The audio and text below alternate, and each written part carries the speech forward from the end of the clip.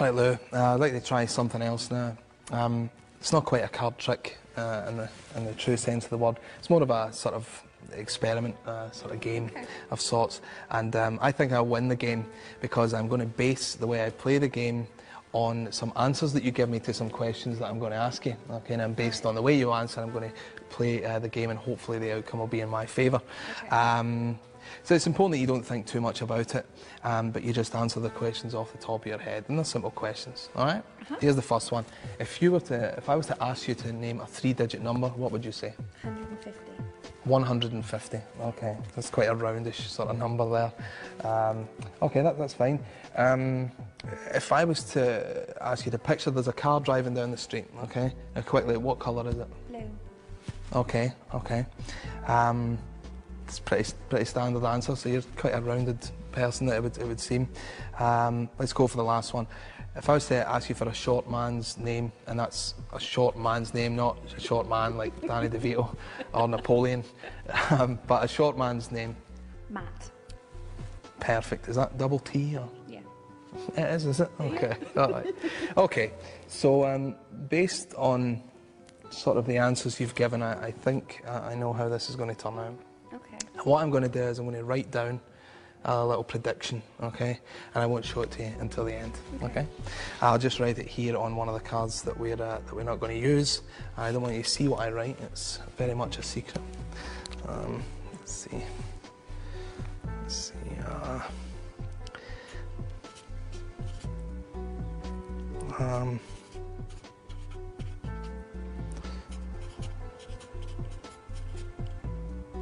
Okay, I think that should just about do it. Like I say, I don't want you to see what I've written. I'm going to just place it under here for now. All right? Okay. I'll leave that there. Now we sort of play the game. I'm going to remove some cards. And I don't want you to see what they are, but there's one in particular that I think you may end up with, depending on how this goes.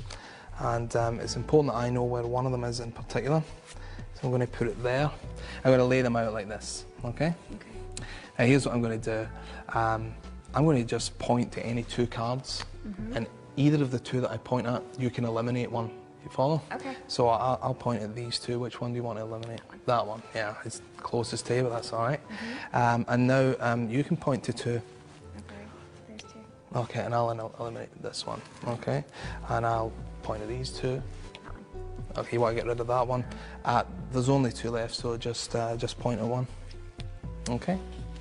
And this is the one we ended up on. Now, this is quite interesting. I think it's interesting anyway. But what you've ended up with is the 3 of diamonds. I put that right in the middle. If you were to watch this tape back, you will see that it actually started out right in the middle. Okay. And the reason I put it there is because 150 is quite a solid number. The colour blue, and Matt was a bit different, but the double T on the end had a certain, a definite end to it anyway. And I thought if I put it in the middle, that's probably what we would end up with, and you did, because in actual fact I wrote on the 2 of clubs, my little message was 3 of diamonds, you see, so I sort of predicted you would end up there, which is pretty good, which is good, and I obviously wrote that there like that. Now here's what's actually interesting is that you've seen another couple of tricks today, and while you may be thinking that perhaps you thought of these answers off the top of your head, would you be surprised if I sort of said I knew what your answers would be before you? Yeah. Yeah.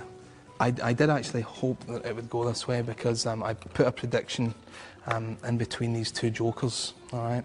What I done is I stuck a post-it note to the back of this one here. It's been in the card case there. Now, just down here is what I thought you might answer.